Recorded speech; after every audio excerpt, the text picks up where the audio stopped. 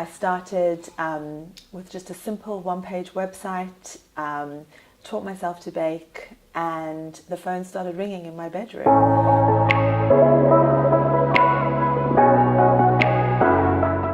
Hi Victoria. Hi Candy. As the founder of Lola's Cupcakes, London's #1 cake shop, can you tell us a bit about your business's origin story? So I have a degree in computer science, which some people find a little surprising. I was working at Goldman Sachs on the credit derivatives technology trading desk. I loved it. I loved the environment. I really loved working there, but something was nagging me that I needed to do something different, something more creative.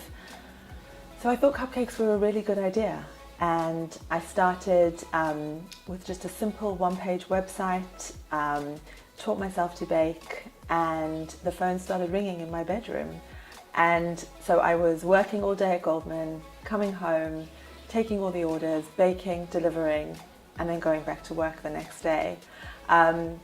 It got a little overwhelming at one point, especially one night when I was going to a Madonna concert with he was my boyfriend at the time, now he's my husband.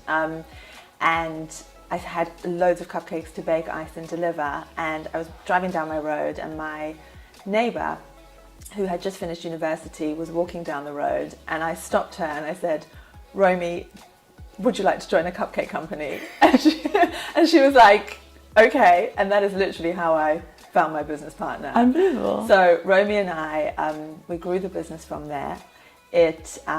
We were baking in both of our homes. So she was across the road from me. I was the baking house. She was the icing house and the delivering house. And the business really just went from strength to strength. It grew and it grew. And one day we got a call from, you probably won't remember this, it was a long time ago, but there was a purple paper in the City of London called the London Paper. And they phoned us and they wanted 700 cupcakes. And at the time we were doing maybe like 100, 200 a day. And Romy was like, "Absolutely not, no ways, can't happen." And I was like, "We're doing it." You were the yes girl. We're doing it. I was the yes girl for sure.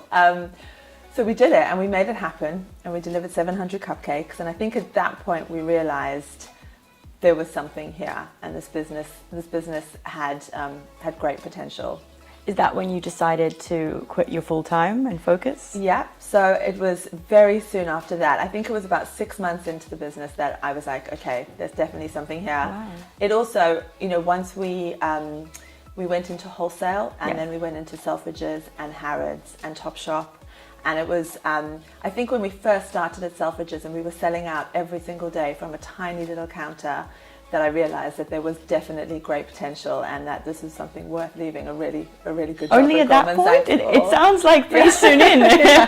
It was a tough call. I mean, I had a really good job, so it was a tricky decision, but it was, it was the best decision I ever made. Computer science to cupcakes. It was, or banker to baker. Oh, I like that. Yeah. Trademark that. Yeah. So you said at one point you were working in Goldman Sachs by day and baking cupcakes by night. That's quite an intense work ethic. Yes. Do you feel like that discipline was the key to your business's success? So it's an interesting question because it depends how you're defining discipline. If you're defining discipline as a following rules and procedures, then no, we followed no rules and we followed no procedures. We broke all the rules. Yeah, you were disruptive. We were disruptive.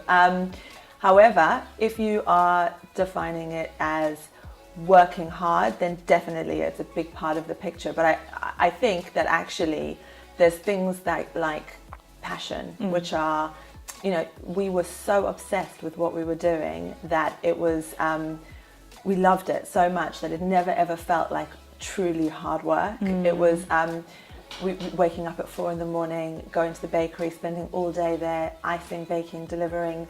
When you're manufacturing and retailing, it's a huge commitment and we loved it. So there was the passion, there was negotiating skills. That was huge because you're negotiating all the time, whether you're negotiating with staff, whether you're negotiating with clients, with customers, with suppliers. It's a massive part of the picture. Were you learning as you were going? Definitely. We were, you have to, when you own a business, you have to know everything. So you become an HR specialist, a lawyer, a psychologist, I've seen you as a psychologist. A baker, you have to know everything. You have to know the systems, you have to know how everything works.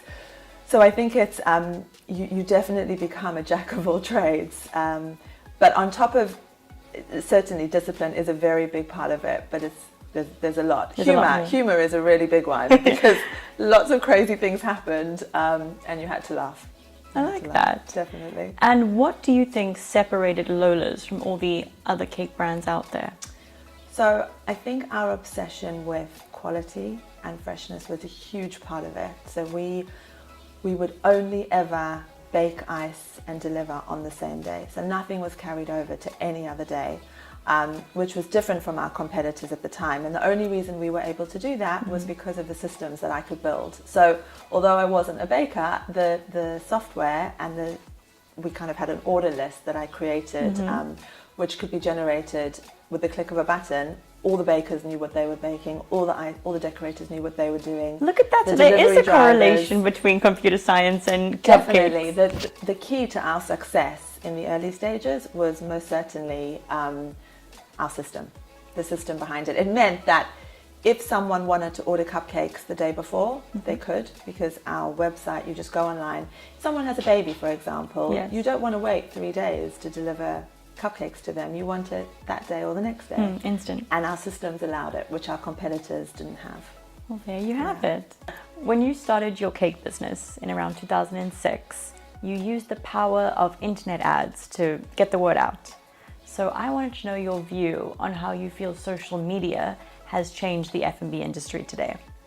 I think it's definitely much easier now than it was then. We worked so hard to get the tiniest little bit of press in a magazine, or we had PR agencies and everyone working for us. We had publishers trying to get tiny little snippets to get the word out, and actually it was a newsletter called Daily Candy that transformed our business, which it was like an email that went out every day. That was the coolest things happening at the time, and the first line was, some things like Victoria Beckham's hair are boring and other things like Lola's cupcakes are not. And that, like, the phone didn't stop ringing after that. But nowadays, you have access to the world, with a click of a button. You have, whether it's Instagram, Facebook, Twitter, you can get your message out so much easier. Having said that, it's saturated, right? So to get your message out there is also, you've got to be much more creative. You've got to be smart. Yeah, you've got to be smart about it. Which brings me to my next question. Do you see any disadvantages with businesses having an online presence today?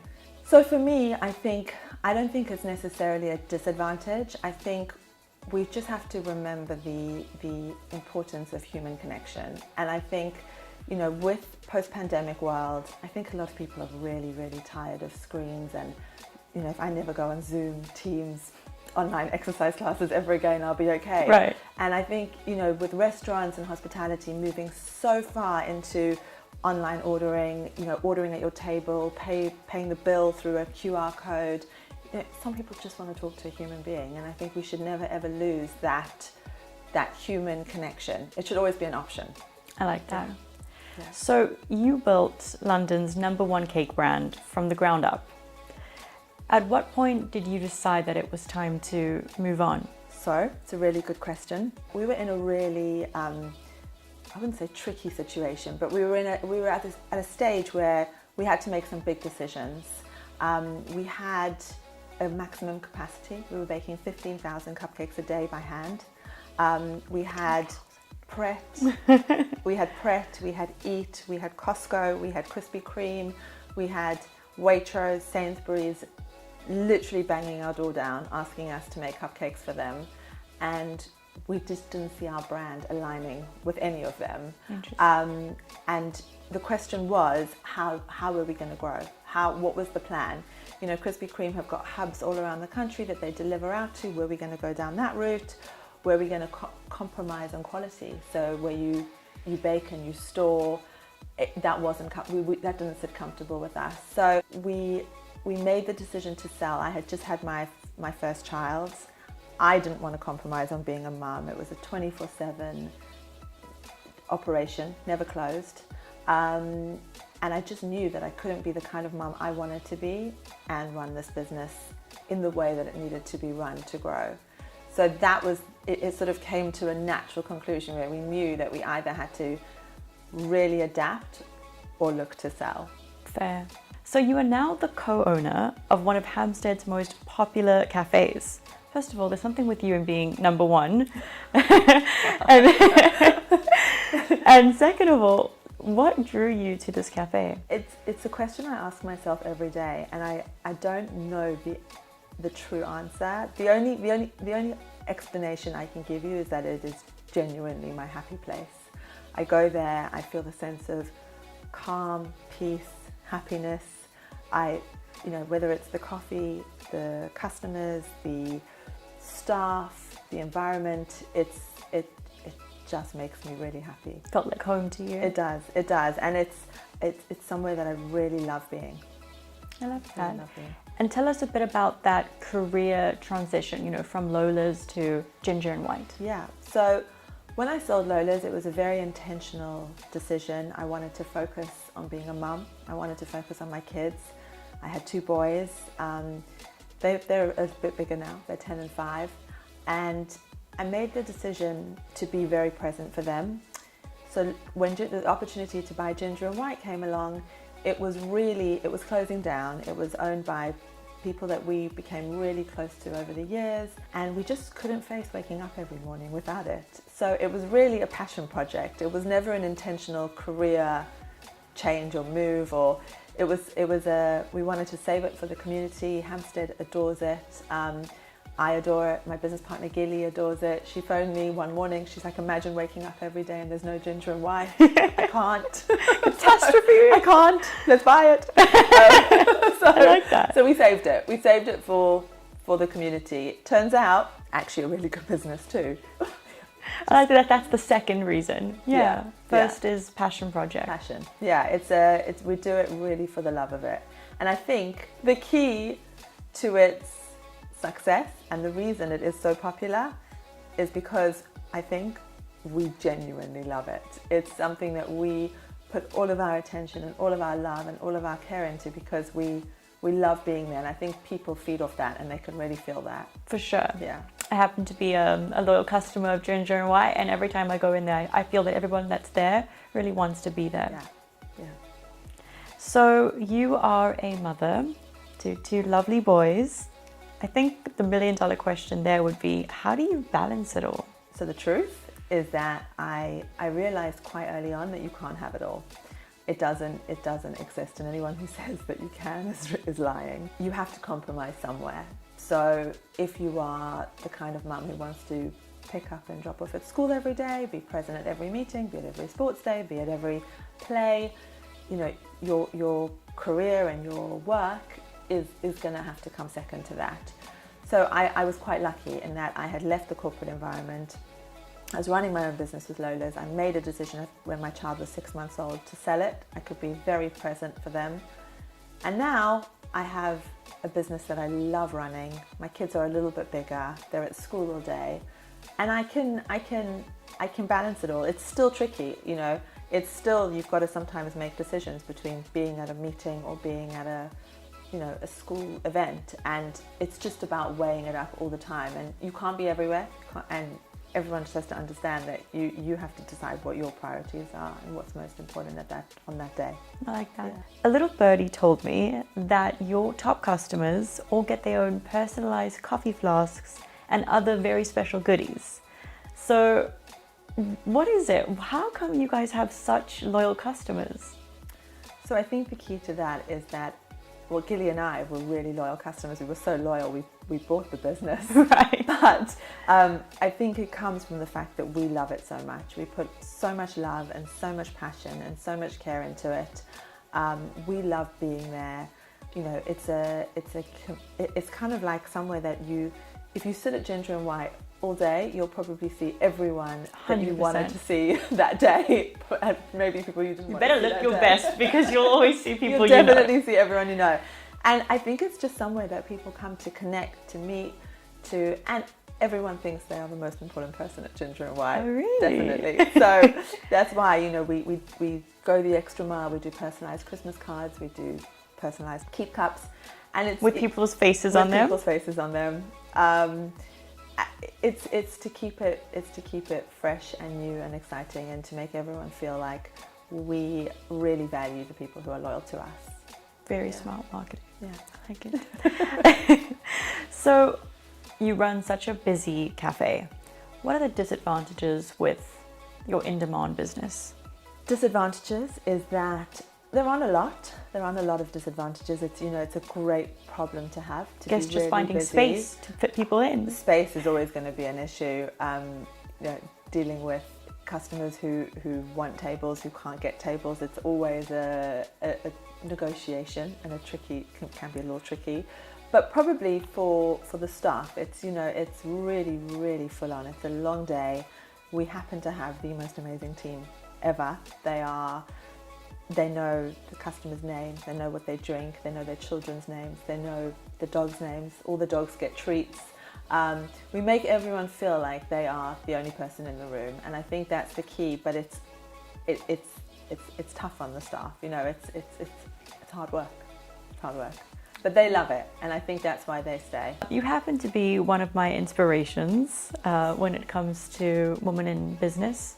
And I just wanted to know any advice that's really helped you along the way.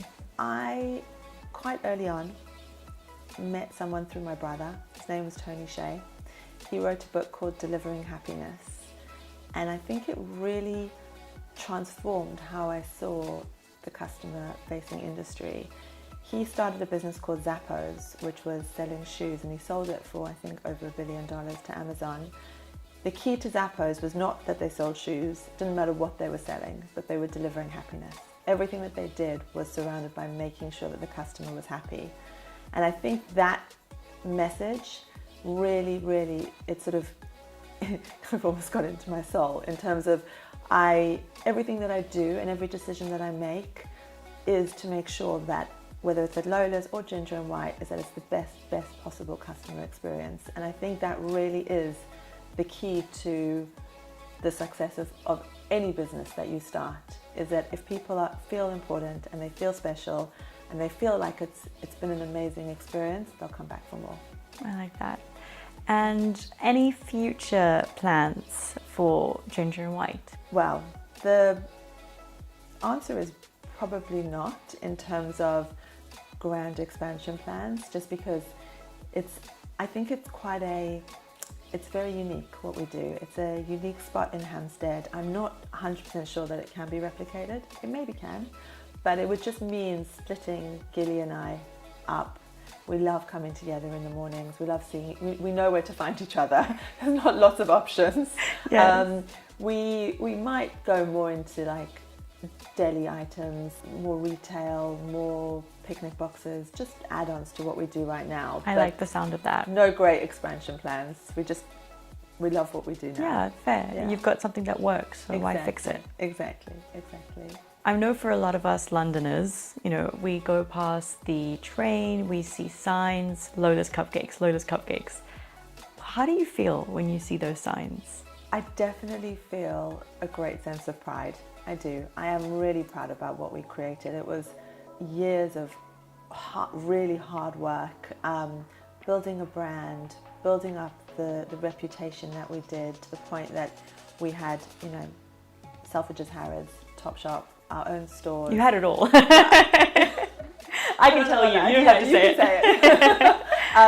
it. To get to that point was, it was incredibly hard work. We had some really crazy times, crazy moments, but the ride was amazing, and I feel a great sense of achievement and pride.